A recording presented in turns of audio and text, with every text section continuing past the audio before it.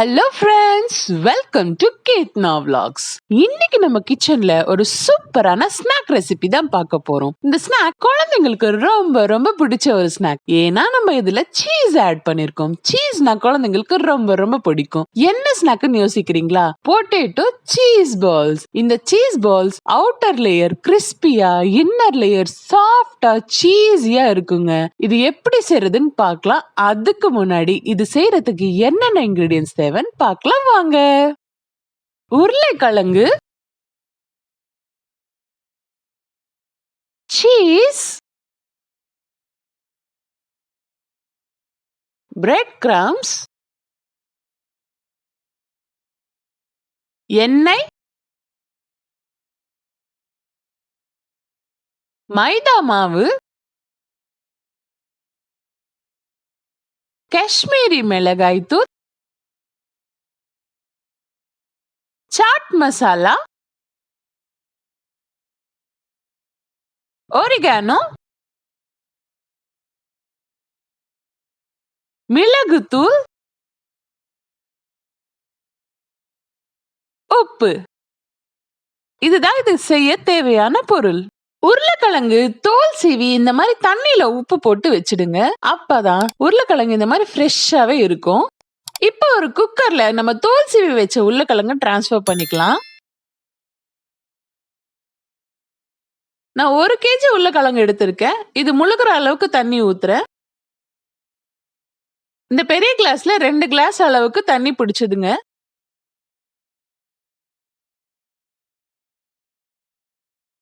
இப்ப குக்கர் மூடி போட்டு 3 விசில் வர வரலும் மீடியம் ஃப்ளேம்ல விட்டுடுங்க. 3 விசில் வந்தாச்சு. பிரஷரும் இறங்கிடுச்சு. இப்ப லிட் ஓபன் பண்ணி பார்த்துடலாம். உருளைக்கிழங்கு வெந்துடுச்சா இல்லையான்னு இந்த மாதிரி நைஃப் இல்லைன்னா ஃபோர்க் வச்சு குத்தி பாருங்க. உருளைக்கிழங்கு பர்ஃபெக்டா வெந்துடுச்சு. இப்ப இந்த உருளைக்கிழங்கெல்லாம் எடுத்து ஒரு பவுல்ல போட்டுக்கலாம்.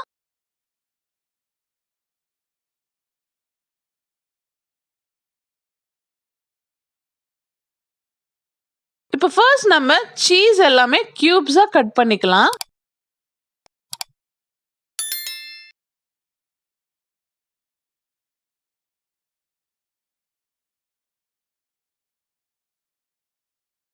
இந்த மாதிரி குட்டி குட்டி பீசஸா கட் பண்ணி வச்சுக்கோங்க. ஈக்குவல் பீசஸா கட் பண்ணிக்கிட்டா நீங்க ஸ்டஃப் பண்றதுக்கு ஈஸியா இருக்கும். இந்த மாதிரி எல்லாம் கட் பண்ணி வச்சுக்கணும். இப்போ பொட்டேட்டோ எல்லாமே ஒரு பவுல்ல போட்டு வச்சிருக்கோம். இந்த பொட்டேட்டோ மேஷர் இல்லைன்னா மத்து வச்சு நல்லா மசிச்சுக்கணும். நல்லா மேஷ் பண்ணி விடுங்க. இந்த பொட்டேட்டோ சூடா இருக்கும் போது மேஷ் பண்ணி விடணும். அப்பதான் மேஷ் பண்றதுக்கு ஈஸியா இருக்கும்.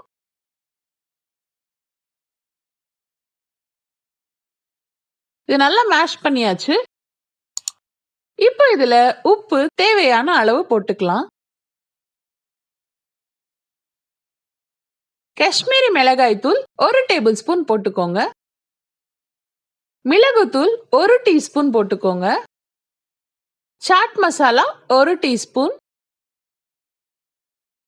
ஒரிகானோ 1/2 டீஸ்பூன் போட்டுட்டு நல்லா மிக்ஸ் பண்ணிடுங்க. இது நல்லா மிக்ஸ் பண்ணி விட்டுக்கோங்க. அப்பதான் நம்ம போட்டிருக்கிற ஸ்பைசஸ் எல்லாம் கரெக்டா மிக்ஸ் ஆகி டேஸ்ட் கரெக்டா இருக்கும். இல்லைன்னா மசாலா அங்கங்க ஜாஸ்தி கம்மியா இருக்கும்.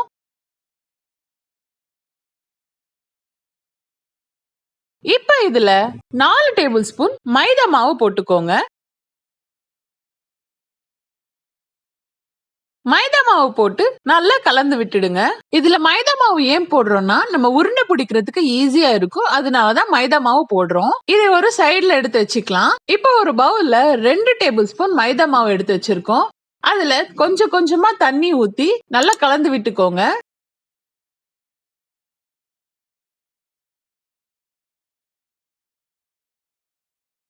உருண்டை எதுவும் இல்லாம நல்லா கலந்து விட்டுக்கோங்க. இந்த மாதிரி பதத்துக்கு வந்துடணுங்க. இப்போ இந்த ஸ்லரியை எடுத்து சைடுல வச்சுக்கோங்க. இப்போ ஒரு பிளேட்ல நம்ம எடுத்து வச்சிருக்கிற பிரெட் கிரம்ஸ் போட்டுக்கோங்க. பிரெட் கிரம்ஸ்னா ஒண்ணும் இல்லைங்க, பிரெட் தூள் தான். இது உங்களுக்கு ரெடிமேடா சூப்பர் மார்க்கெட்ல கிடைக்கும். இல்லைன்னா நீங்க வீட்ல கூட செஞ்சுக்கலாம். இதெல்லாம் ரெடி பண்ணியாச்சு. இப்போ ஒரு பெரிய எலுமிச்சைப்பழம் சைஸ் அளவுக்கு ஒரு உருண்டை எடுத்துக்கோங்க. நம்ம செஞ்சு வச்ச உருளைக்கிழங்கு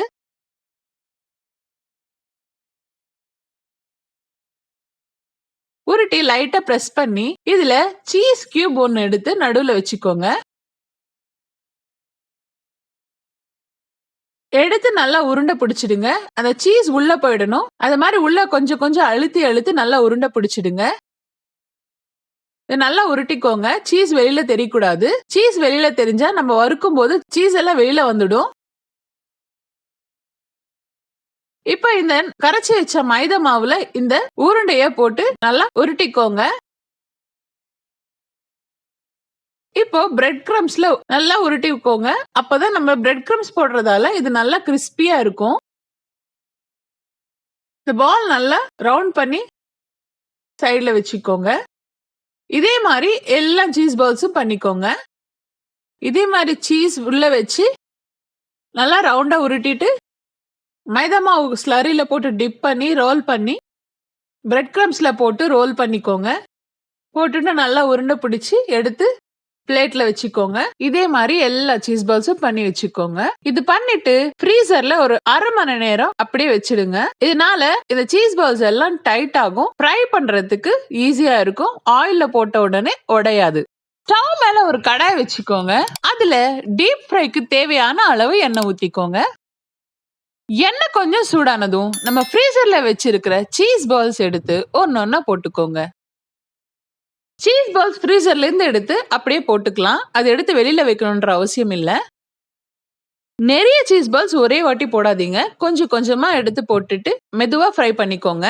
நிறைய போட்டுட்டீங்கன்னா ஒண்ணுக்கு ஒண்ணு பட்டு உடையறதுக்கு சான்ஸ் இருக்கு. அதனால கொஞ்சம் கொஞ்சமா போட்டு ஃப்ரை பண்ணிக்கோங்க. இந்த மாதிரி மெதுவா திருப்பிட்டே ஃப்ரை பண்ணிக்கோங்க. மீடியம் ஃப்ளேம்லயே வச்சு ஃப்ரை பண்ணிக்கோங்க. இப்போ நம்ம சீஸ் பால்ஸ் எல்லாம் நல்லா ஃப்ரை ஆயிட்டு இருக்கு. இது பாருங்க நல்லா கோல்டன் ப்ரௌன் கலர் வந்துடுச்சு. இப்போ இது டிஷ்யூ பேப்பர் இருக்கிற பிளேட்ல டிரான்ஸ்ஃபர் பண்ணிக்கலாம். அவ்வளவுதான், நம்ம சீஸ் பால்ஸ் ஃப்ரை ஆயிடுச்சு.